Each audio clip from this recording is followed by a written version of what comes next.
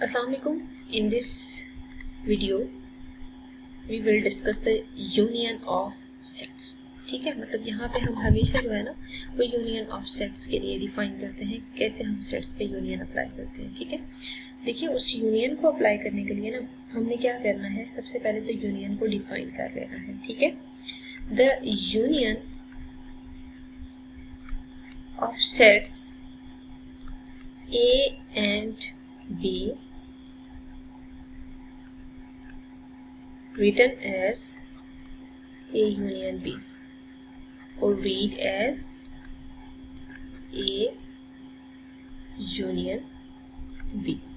ठीक है, इसको ब्रैकेट में कर लेते हैं। इसको आप इस तरह रीड कर सकते हैं, is consisting of all elements which are either in A or B। ठीक है, or in both।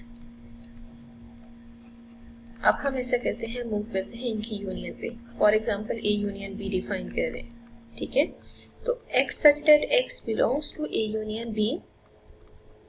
ठीक है, और अगर वो A यूनियन B से बिलोंग कर रहा है ना, इट मीन्स या तो वो A से बिलोंग करेगा या वो B से बिलोंग करेगा। ठीक है, तो प्रॉपर डेफिनेशन अगर देखी जाए तो हम ये कह सकते हैं कि X या A से बिलोंग करेगा या B से बिलोंग करेगा या बोथ से बिलोंग करेगा। ठीक है, इसका मतलब ये है कि हम जब भी डिफाइन करेंगे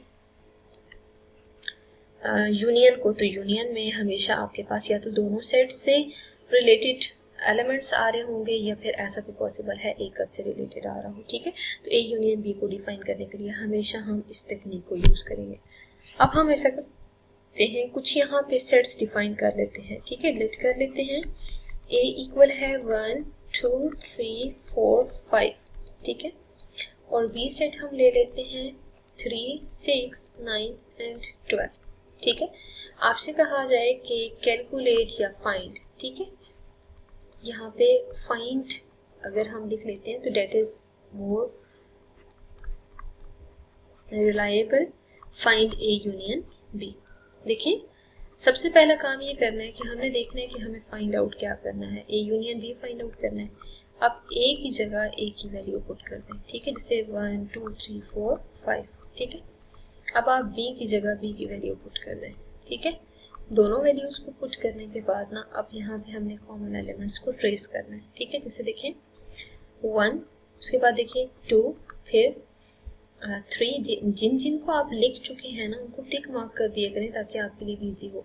3 दोनों में है ना, तो रिपीट नहीं करना, क्योंकि देखिए सेट की डेफिनेशन क्या है, the element should be distinct. उसके बाद फिर आप 4 लिख लें। ठीक है, फिर आप 5 लिख लें, फिर आप ये देखें कि 6 है नेक्स्ट, फिर 9 एंड 12।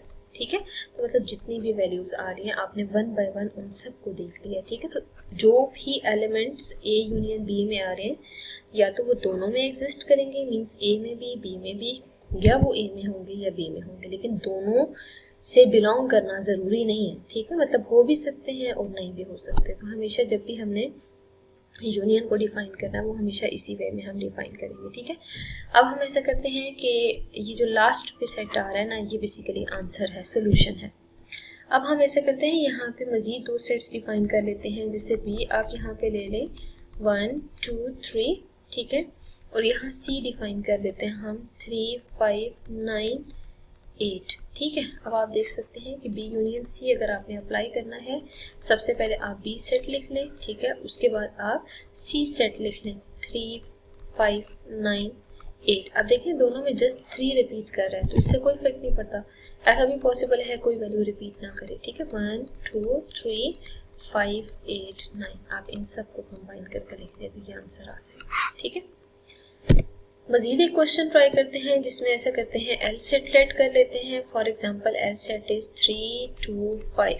ठीक है, और हम यहाँ पे एम सेट ले लेते हैं, जैसे ए ई आई ओ यू। ठीक है, देखिए डिस्टिंक्ट एलिमेंट भी हो सकते हैं दोनों में। अब हम ऐसे करते हैं कि ज़रा एल यूनियन एम कंसीडर करते हैं। एल यूनियन एम का मतलब क्या है कि एल और एम में प्रॉपर आपने यूनियन ऑपरेशन अप्लाई करना है, ठीक है। तो देखिए दोनों में कॉमन तो कुछ भी नहीं है, अगर कॉमन कुछ भी नहीं है तो ज़रूरी नहीं है कि हर बार कॉमन ही हो। आप इसको सिंपल अरेंज करके लिख दें, और अरेंजमेंट में भी देखें मैंने 3 to 5 लिखा है, ज़रूरी नहीं है कि आप पहले 2 लिखें फिर 3 लिखें फिर 5 लिखें, ठीक है। इट्स अप टू यू, बस ये है कि नंबर ऑफ एलिमेंट्स यहाँ पे पूरे होने चाहिए, ठीक है। अब देखिए यहाँ पे पहले तो हमने एल यूनियन एम लिया, अब जरा एम यूनियन एल भी डिफाइन कर लेते हैं। जब आप एम यूनियन एल लेंगे ना तो AEIOU डिफाइन कर लें, पहले मीन्स एम की वैल्यू पुट कर लें। अब आप ऐसा करें यहाँ पे एन की वैल्यू पुट करें, ठीक है। एल की वैल्यू आपको यहाँ पे क्या मिल रही है, 3 to 5 मिल रही है, तो हमें यहाँ पे 3 to 5 भी लिख लेना चाहिए, ठीक है।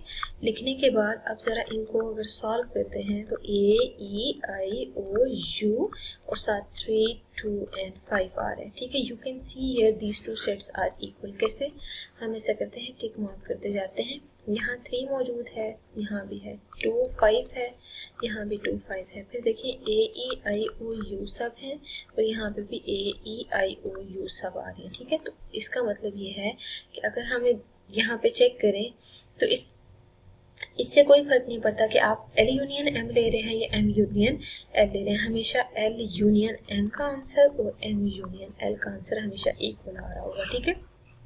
In other words, you can say that commutative law under union holds here, ठीक है। तो हमेशा जब भी हमें सिंप्लीफाई करना है उसके लिए ज़रूरी है कि कम्यूटेटिव लॉ भी होल्ड कर रहा हो, तो कम्यूटेटिव लॉ आपके पास हमेशा इस मेथड से होल्ड कर रहा होता है, ठीक है।